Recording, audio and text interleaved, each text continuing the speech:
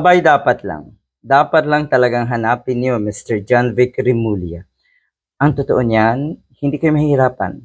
Hindi na kayo dapat maghanap ng masinsinan kung sino talaga ang pasimuno netong gulong ito sa Senado. Alam niyo na rin siguro yan.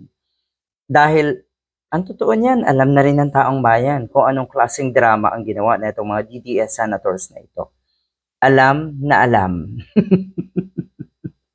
Ang sinasabi ni Mr. John Vic, ni Secretary Remulla, hindi pa daw nila alam kung sino yung pasimuno, who is behind this, but we will find them. Nakita niyo na. Alam niyo na yan. Maghanap na lang kayo ng solidong ebidensya kung totoo ngang sila yon. Dahil ang mga kababayan natin, kitang-kita na kung paano plinano na itong mga DDS senators na ito, itong ganitong klaseng kaguluhan. Tapos sila kuno ang biktima, sila kuno ang paawa, nabulilyaso ang pagtakas ni Bato.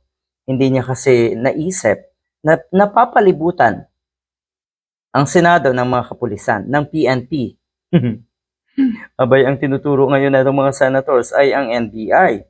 Ang kawawang mga NBI agents nga naman. Wala naman pala dyan.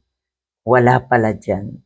O ay kung sakali man na talagang kailangan nyo ng tulong, bakit hindi nyo daw pinapasok agad-agad yung mga kapulisan sa labas? Yung PNP sa labas. Pumasok na lang ang PNP matapos na nga mga ilang minuto matapos ang putukan. At sa puntong yan ay nakapasok at naandyan na rin itong si John Vic Remulla, si Secretary Remulla. Ang lala. Pero totoo na dapat ito'y paimbestigahan.